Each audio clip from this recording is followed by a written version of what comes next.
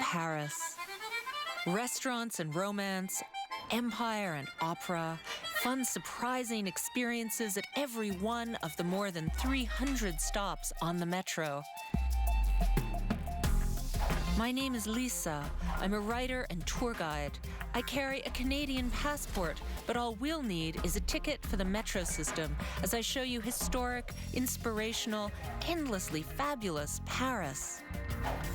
I'd like to share my love for this spectacular city with you, one stop after the next, by way of the exciting Paris metro system. So grab your French phrasebook and put on your walking shoes.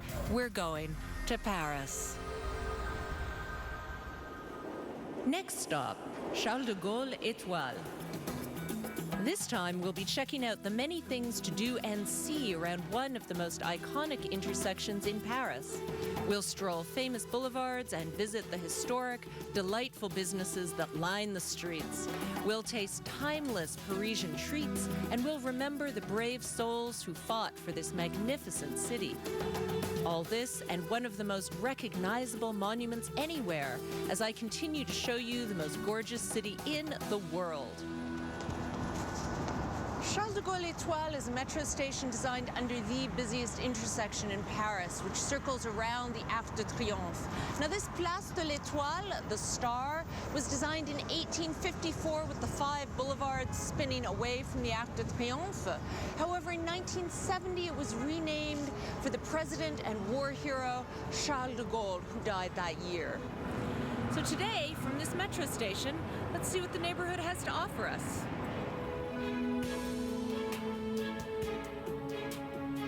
The distinctive star-shaped intersection at Place de l'Étoile was little more than an intersection of hunting paths long before Paris grew into the amazing urban icon that it is today. During the 17th century, the Royal Tuileries Palace was graced with huge wooded parklands that stretched nearly 3 kilometers from the palace to a small hill crowned by intersecting paths. Louis XIV's landscape architect, André Le Nôtre, then designed magnificent planted avenues between the fields. In 1694, the largest of these was named the Champs-Élysées. 100 years later, city planners tried to select a perfect structure to grace the center of the Place de l'Étoile. But several projects were rejected, including this giant elephant-shaped building. Finally, in 1806, Emperor Napoleon decided to begin construction of a massive arch, glorifying his armies after their victories over the Austrians and the Russians. Over the years, the original 5 boulevards have multiplied to become 12, causing a unique traffic situation that persists to this day, much to the horror and amazement of visitors to the City of Light.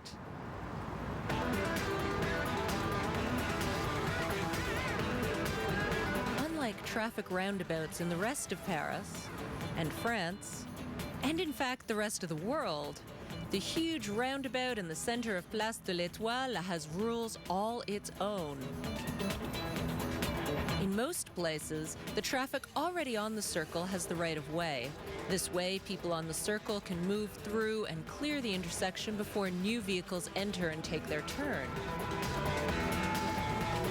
However, in Place de l'Étoile, the traffic coming in from the right has the right of way. So if you're stuck on the inside lane and someone coming from the right decides they want in, well, it's just your tough luck. Of course, Parisian drivers add their own distinct touch to the motorized mayhem. The 12 streets leading into the Étoile are named for Napoleon's victories. One can't help but notice that there is a slight tension of conflict in the air along with the exhaust here. Better to visit this area on foot and enjoy the rich details of Paris rather than braving the roads and risk shortening your stay, if not your life.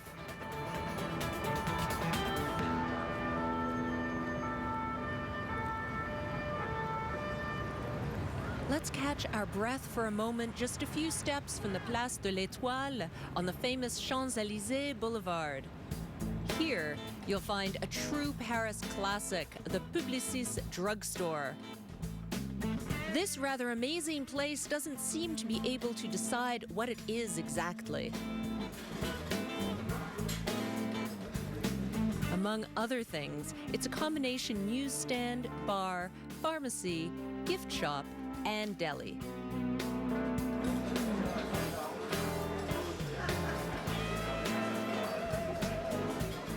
All this, and they are open until 2 in the morning. When Publicis first opened in the 1950s, the creators imagined a single location to hang out, enjoy a drink, and shop, all conveniently located on one of the world's most glamorous boulevards.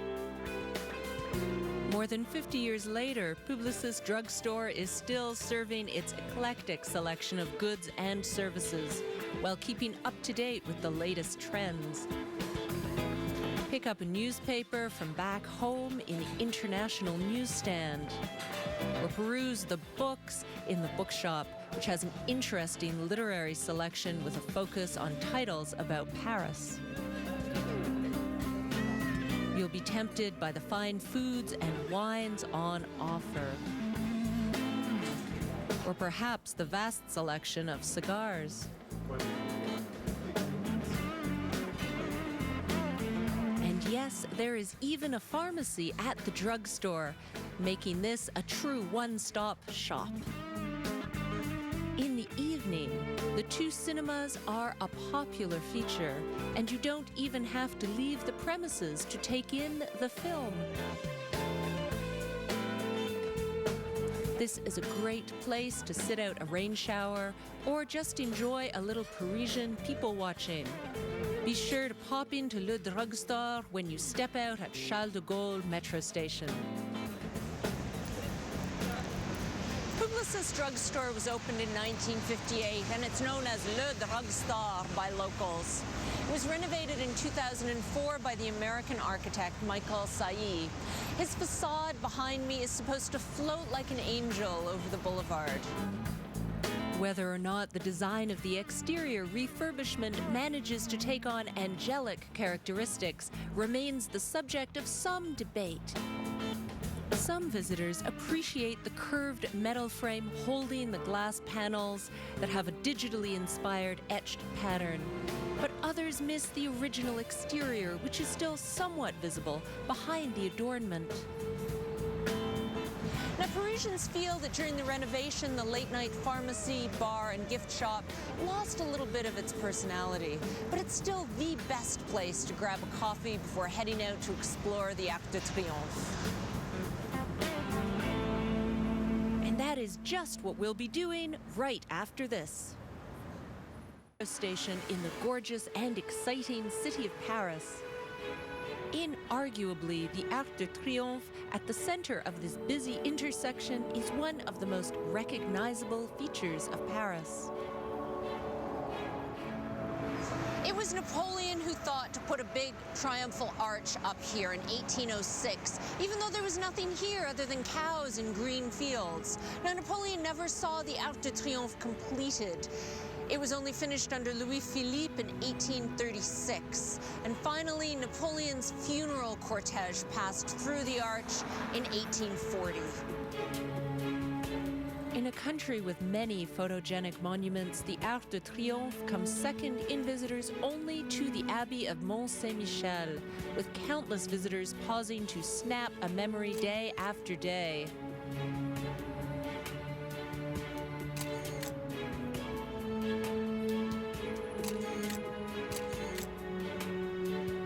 This striking symbol of the pride of the French state has witnessed many important events in the last 2 centuries of the history of France. The Arc de Triomphe is 50 meters high, and if you want to visit the viewing platform at the top and the historical exhibit, you have to walk up the stairs. Now, to get to the Arc de Triomphe, you have to take this tunnel behind me, because otherwise you're running through 8 lanes of Parisian traffic, and you do not want to do that.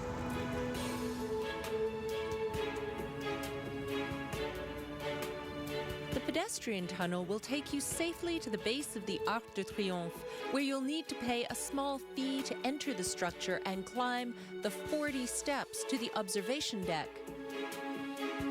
If the climb to the top doesn't take your breath away, the view of Paris from the summit will certainly do so.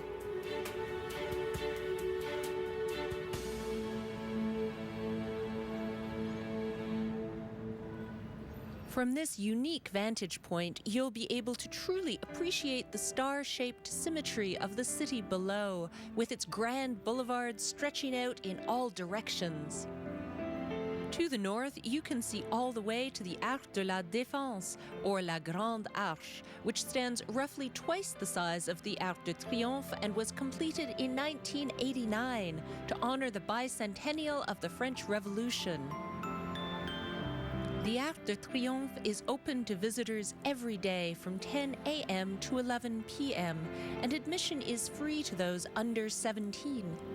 A visit to the Arc de Triomphe observation deck is a great alternative to the often more crowded Tour Eiffel sky deck.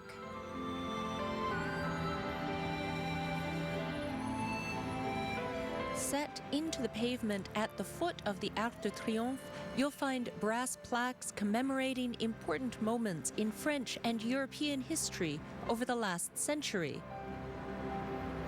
One of these plaques bears the entire text of the 1940 broadcast by General de Gaulle on the BBC from London. It bears the words, "Come what may, the flame of the French resistance must not and will not be extinguished."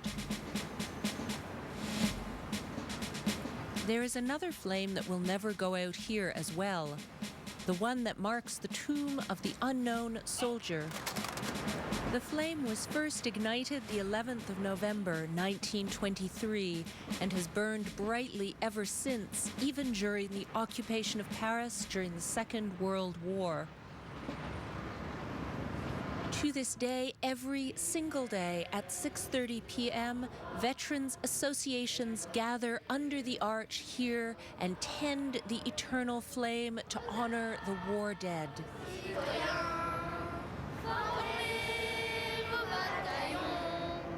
The tomb contains the remains of an unknown soldier killed in action in the Battle of Verdun in 1916 and honors the memory of all the unidentified victims of war. Parisians of all ages hold the memory of the unknown soldier very dearly. This respect is perhaps the only force capable of stopping traffic on the Place de l'Étoile. Because each day the cars momentarily stop their perpetual motion and allow those taking part in the ceremony to walk through.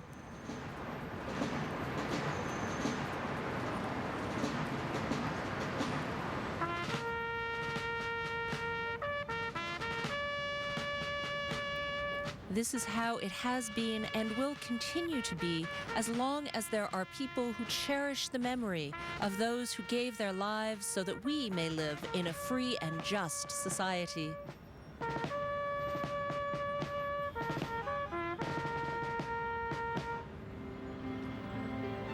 After a visit to the somber side of Paris around the Charles de Gaulle Étoile metro station, let's take a walk along what some people call the most famous street in the world. They may or may not be right, but one thing is for sure. You'll find some of the highest commercial rents anywhere on Earth right here. I'm going to take you window shopping right after this. Welcome back to frenetic, fashionable, fabulous Paris. I'd like to take you on a walk down one of the most entertaining thoroughfares in the city. The Champs-Élysées has been called one of the most beautiful avenues in the world. And certainly during the Second Empire, this boulevard was fabulous. There were beautiful mansions, elegant shops, chic restaurants. Then, During the 20th century, the Champs-Élysées went into a gradual decline. It became a little bit grotty until by the 1990s it was decided the Champs needed a facelift. So they widened the sidewalks, they installed wonderful kiosks and newspaper stands in the feel of the Second Empire to encourage people to flâner down the boulevard or stroll and look into different kinds of shops. These days we have high-end things like Louis Vuitton, but we also have chain shops, and yes, you can even eat at McDonald's. I personally prefer to pick up pastry at places like La Durée.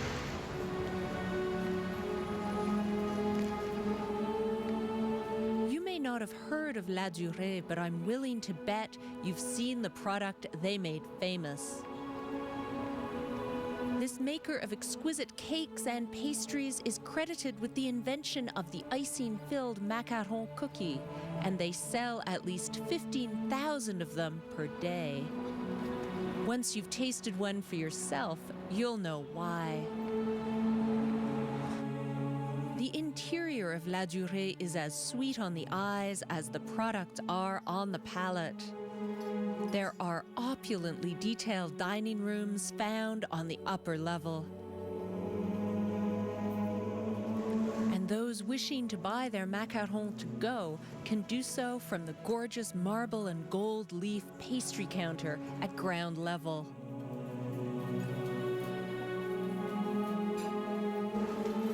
I want to soak up a little ambience, so I'm taking a seat upstairs to enjoy my coffee and a few macarons.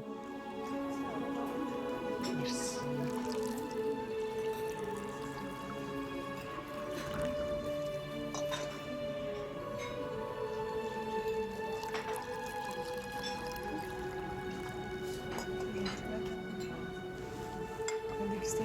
Merci. Oh, this looks wonderful. One of the reasons I love ordering coffee here is because everything comes with its own little handle holder, because of course the coffee container is silver, the handle gets hot, so they have a little L holder for La Durée, but I secretly think it's L for Lisa, because that's my initial. And the coffee here is wonderful. A lot of businessmen, oddly enough, come here for breakfast in the morning, but this is a wonderful tea room for coffee and tea in the afternoon. The famous macarons come in a rainbow of flavors, including one that changes with the seasons. And right now they have the Marie Antoinette, the blue macaron, which is apparently rose flavored. We'll find out.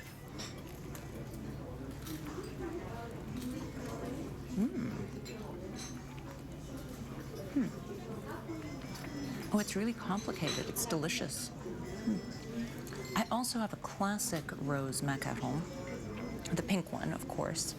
Rose flavors at La Durée are very traditional. They have all sorts of rose-flavored pastries, and they also have other kinds of flower pastries, orange flower, violet, and so forth. So it's a real treat to have these unusual flavors as dessert. La Durée has been an institution in Paris for well over a century and has spread its sweet goodness all over the world. In fact, they opened a Hong Kong location in 2012.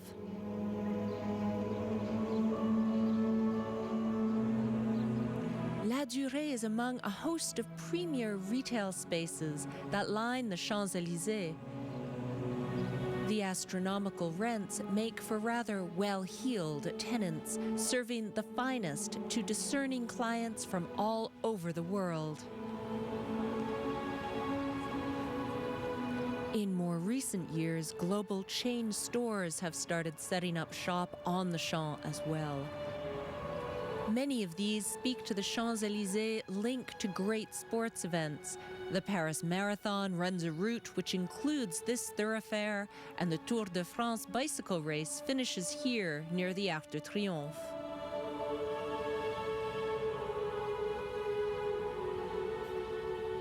The Champs-Élysées has been featured in countless movies. One of my favorite film scenes is from Jean-Luc Godard's Breathless, where the heroine is on the Champs-Élysées selling Herald Tribune newspapers in front of a car showroom, and the hero shows up on the run from the law. Now, in fact, the Champs-Élysées always had car showrooms. The big three French manufacturers, Citroën, Peugeot, and Renault, have always liked to display their latest designs here. Now, today, they're still here, so let's go see what Peugeot has to offer us. The Peugeot showroom on the Champs-Élysées always dramatically displays not only the vehicles they offer, but also has clever art installations which change regularly. So even if you've visited before, it's worth coming back a little later to see what's new. Many people visit the showroom every year, as I learned when I spoke with Peugeot representative Rita Rodriguez Rivero. We have a lot of visitors, around 3 million visitors by year. Here on the Champs-Élysées? Here in the Champs-Élysées, wow. Here in the Peugeot Avenue showroom. And we have a lot from North America. 28% of visitors come from North America.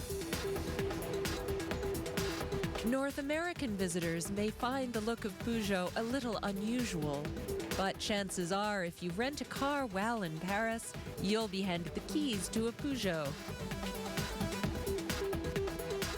What did surprise me was that Peugeot had been in business for over half a century before they started making cars.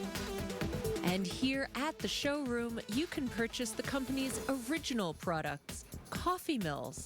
That's right, it all started from a family coffee mill business back in 1810. They eventually branched out into salt and pepper mills and then into bicycles before taking on the automobile. Really, what I want is to sit in this one. This classic 1975 504 Cabriolet is not for sale. But the showroom does offer miniatures of all its past models and displays the gorgeous hood ornaments which have graced the company's cars over the years.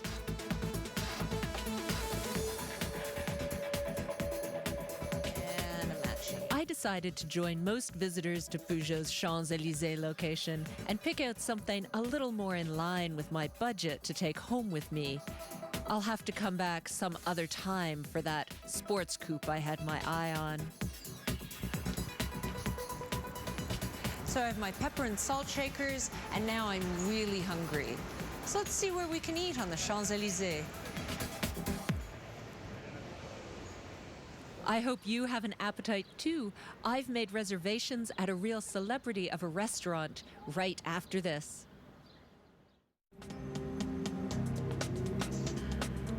We're in the most fabulous city on earth, Paris, and we've been discovering the rich culture and history of the area around the Charles de Gaulle Étoile metro station. This is Fouquet's on the Champs-Élysées, and it opened in 1899. It was really popular from the get-go. In fact, it was the headquarters for partying for World War I fighter pilots. These days, and in fact for the last 30 years, this is the restaurant where the French movie stars come to party after the César, which is the French version of the Academy Awards. And I personally am a little bit hungry, so let's see what they've got. Being able to say that you had a meal in the same place that once hosted the men who flew their biplanes up against the notorious German airmen of the First World War just about makes up for the prices at Fouquet's, where a simple espresso shot sells for €8. But you didn't come to Paris to save money, so just soak up the amazing atmosphere and try not to think of the peanut butter sandwiches you'll have to eat all next January to pay for your trip. The waiter brought me ravioli with lobster with a crustacean emulsion on top of it, so I'm going to try it.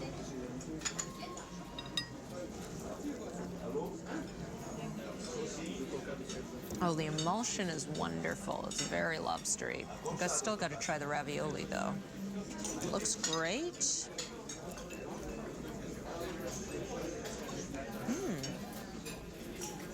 Oh, it's wonderful. It's really lobstery. It's great. Fouquet's has taken its role as the host of the French movie star set in a big way. The walls are filled with the images of beloved stars of France, more than a few of whom have dined here. And the front entry boasts the names of the world's great cinema stars, set into bold brass plaques on either side of the red carpet that brings you into this iconic Paris eatery. So Fouquet's has brought me one of their specialties. It's a sea bass à l'ancienne, basically an old-style sea bass. Let's see how it is.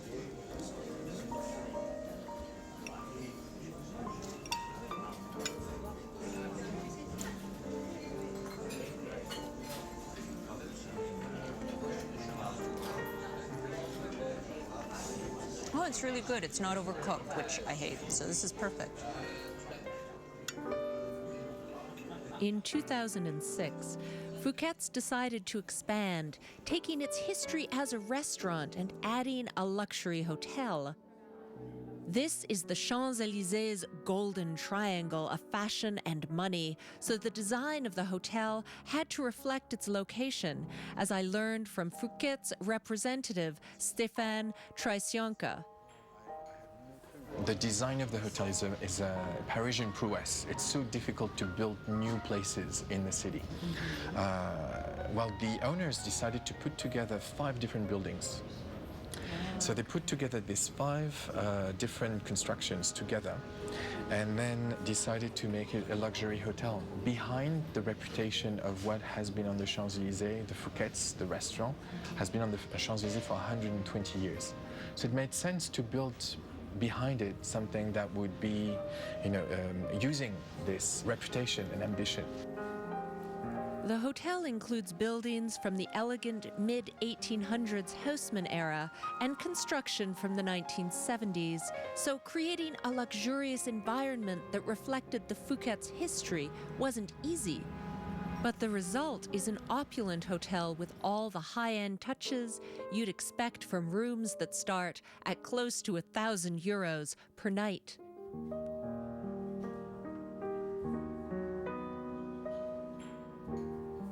If a 5-star hotel is a little out of your reach when you visit Paris, be sure to drop in for a meal or at the very least dessert so you can enjoy a little taste of Fouquet's famous luxury while you're here. Oh, it's really good.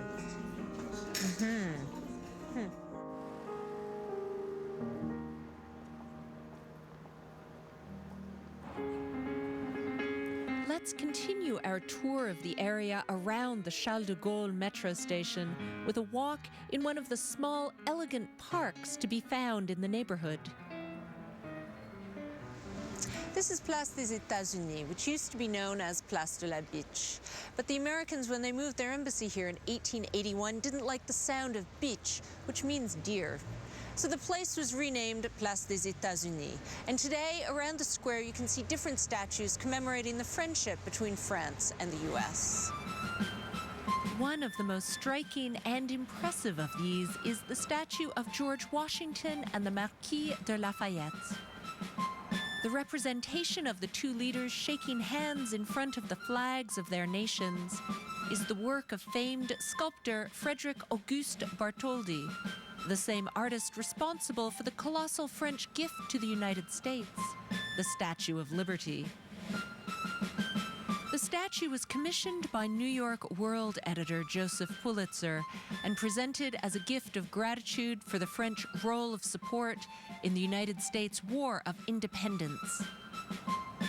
Despite being the work of such a renowned sculptor as Bartholdi, the statue was initially not warmly received when it was unveiled in 1892. Here you can also see the 1923 Jean Boucher statue entitled Memorial to the American Volunteers, which honors the Americans who volunteered to fight in the service of France during the First World War. You can also see the Baccarat Museum, which used to be the personal mansion of Marie-Laure de Noailles, who was a great patron of the avant-garde arts and threw fabulous parties here in surrealistic costume. She was a big friend of Dali's. In 2003, Philip Starck was hired to renovate the museum and turn it into a building suitable to display the Baccarat crystal collection.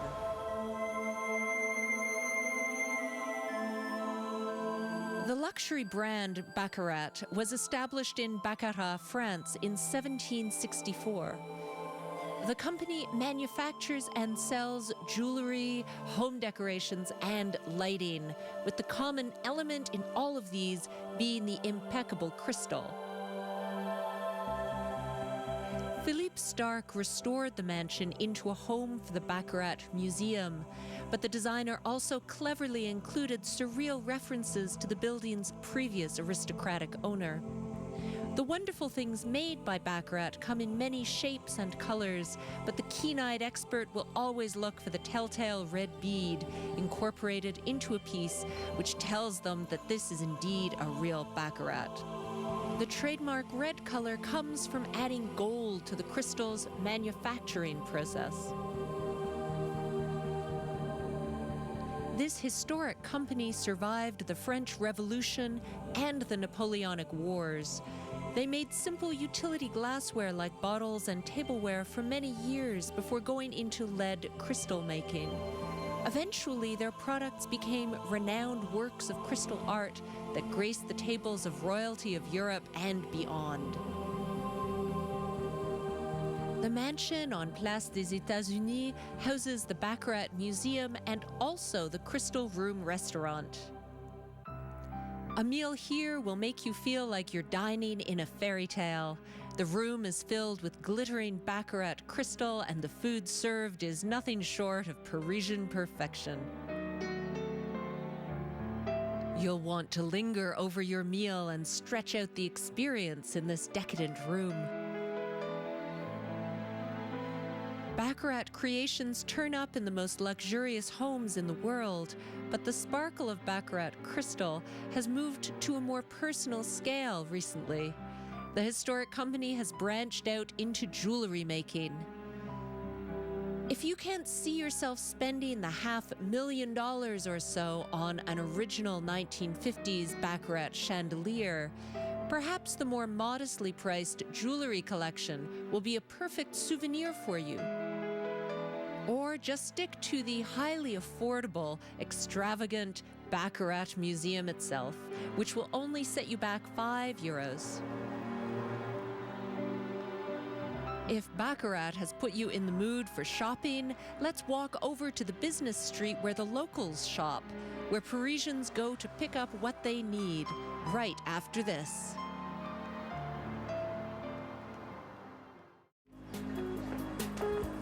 We're exploring Paris one metro stop at a time.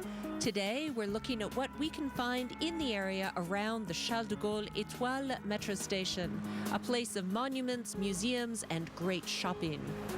Most Parisians wouldn't be caught dead shopping on the Champs-Élysées with all the tourists. They prefer to come around the corner of the Arc de Triomphe over here to Avenue Victor Hugo, where there's lots of boutiques, some delicious chocolate shops, cosmetic shops, clothing, and so forth. Now, Victor Hugo is named for the famous author of Les Mis, who actually lived on this street, and fans of Victor Hugo can go down to where his house used to be at number 124. There are other homes in Paris that were once the residence of French poet, novelist, artist, and politician Victor Hugo, but his apartment in the building at number 124 was his last. Despite having spent 15 years in exile away from France as a result of his criticism of Napoleon, Hugo remained beloved by the people of Paris, who, to celebrate his 79th birthday in 1881, marched past his home in one of the biggest parades that France has ever witnessed. The next day, the city changed the name of the former Avenue des Lots to Avenue Victor Hugo. After the Champs-Élysées, Avenue Victor Hugo is the second longest of the 12 boulevards leading away from the Place de l'Étoile and the Arc de Triomphe. The The shops that line this avenue speak of the privileged nature of this neighborhood. Here you'll find the more than 2-century-old Artus Bertrand Jewelers, next to the finest clothing retailers in this fashionable city.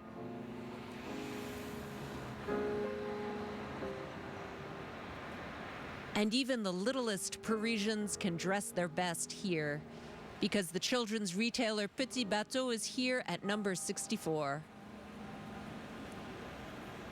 Perhaps surprisingly, in the middle of all this very French fashion and shopping, you'll also find a gorgeous African art museum just off Avenue Victor Hugo. The Dapper Museum is known for its amazing collection of African and Caribbean art, and it's also a popular place to go for African dance and music performances. So let's go inside. The first room you'll enter at the Dapper Museum is dedicated to contemporary African art. And at the time I visited, there was a series of very striking photographs of African community and political leaders.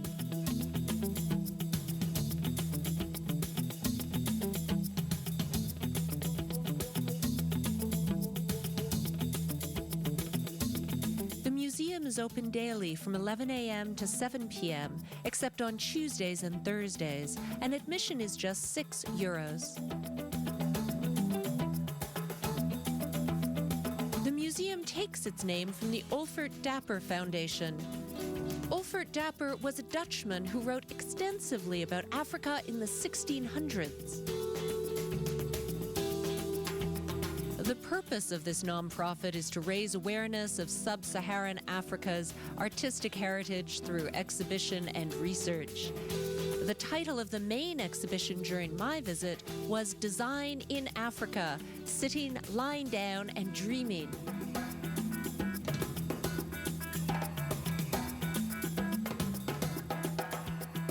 These traditional, unique, handmade chairs and headrests have increasingly been replaced in African homes by contemporary furniture, but they remain symbolically very important.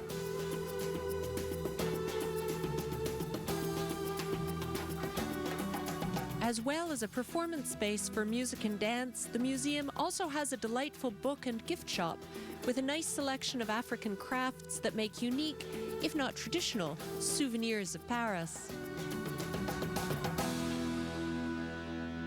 As we've learned from our visit to the Dapper Museum, Paris welcomes influences from all over the world and puts them on stage for everyone to see. Let's head over to the other side of Place de l'Étoile to one of the city's most famous concert halls. The Salle Pleyel is right around the corner from Place Charles de Gaulle. It's an Art Deco concert hall opened in 1927 by the piano company Pleyel, and it's one of the most prestigious halls in France. In fact, some of the most exciting composers have performed here, including Wagner, Debussy, Stravinsky, and Ravel, and also musicians like Louis Armstrong and Ravi Shankar. This Salle Pleyel replaces an earlier one built in the 1830s, located about 15 minutes from here. It saw many important performances, and this newer Salle Pleyel continues in that tradition. This was considered one of the best classical music venues in all of Paris, but despite this, the building suffered over the years, undergoing several less than completely successful renovations. Finally, in 2004, the Salle Pleyel closed for a full 2 years as it was completely restored, bringing the concert hall up to the level of excellence that it has today. The capacity of the Salle Pleyel was reduced from nearly 2,400 seats to just over 1,900, creating a more intimate feeling, while the acoustics and rigging were vastly improved and modernized. If your schedule does not permit time to take in a whole performance at the Salle Pleyel, perhaps you'll be able to fit in a visit to the Café Salle Pleyel at the same address on Rue Faubourg Saint-Honoré. Like the musicians in the concert hall, the chefs at the cafe are always changing, offering modern French-style lunch Monday to Friday and dinner on some performance evenings. So whether you come for a delightful lunch while you're out exploring, or a sumptuous dinner with a night of beautiful transcendental music, Salle Pleyel is one of the many jewels to marvel over in this part of Paris. We're going to see a slightly more revealing stage show in Paris right after this. Welcome back to Paris, a city with 1,000 stories to tell. We've been looking in on some of the amazing things to do and see around the Charles de Gaulle Étoile metro station. And we've saved a helping of traditional 19th century Parisian kitsch for last. I'm talking about the Lido Cabaret on the Champs-Élysées. 7 nights a week, you'll be able to catch one of the 2 nightly shows that are put on by the famous Lido dancers. The first cabarets in Paris appeared at the end of the 1800s, but the cabaret as it's performed today at the Lido is really a product of the explosion of joy that followed the liberation of Paris at the end of the Second World War.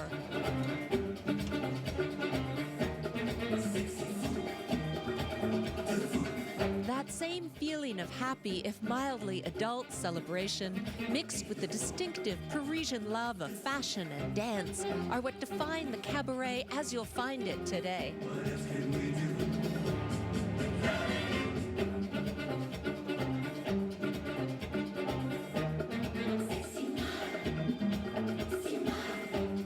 The Lido's 60 dancers are known for their colorful and revealing costumes, which the troupe change many times per performance. Things can get pretty hectic backstage. Yeah, many costume changes. I changed costumes about 10 times during the show. Some changes are very quick, in like a minute and a half. And when I change that quickly, I have to change backstage with dresses, like right in the wings. So you literally just drop everything and put the next bits on the feathers and run straight onto the stage. You have to have everything laid out, so you have like your ties, your gloves, your hat, and like sunglasses and feathers and all different bits. And if you mess up one bit, you know you're going to be late, so you have to be like spot on every time. Performers like Sophie work hard to make it to the Lido. The history and reputation of this cabaret make it one of the most desirable places to dance in a city that places a great importance on entertainment and on history. Here only for one reason, that is to perform and be a Bluebell girl at the Lido. It's like the most famous cabaret, one of the most famous cabarets in the world, so to be here is really a dream and an honour. I trained since I was 3 years old. After I went to ballet school in England, I trained and was a professional Western ballroom dancer and did that internationally, and then up to the Lido. The dancers work hard offstage and on, with rehearsals, workouts, learning new routines, and then the demands of the show itself. The dancers develop their own tricks of the trade, like the super bonding wood glue they use to hold on their stage eyelashes. Everybody here is classically trained. It's really important to have the basics and the strong core, as they say, and because not only are we performing, but we're in 9-centimeter heels and have hats on which are like 6 kilos in weight, and big backpacks with feathers, and it's quite exhausting, and you have to know how to take care of your body and warm up and stretch before the show. The spectacular show at the Lido includes clowns and magic acts alongside the colorful erotic dance routines that they're perhaps most famous for. Drinking a glass of champagne at an old-style Parisian cabaret may be a little cliched, But this is an absolute Paris classic, and I, for one, would be sorry to see the Lido disappear. Many famous names have performed alongside the Bluebell Girls on the Lido stage, including Edith Piaf, Marlene Dietrich, and Elton John. A night at the Lido is the perfect way to end this day of discovery around the Charles de Gaulle Étoile metro station, here in the glittering, glamorous city of light. Let's see what we can discover next time on Paris Next Stop.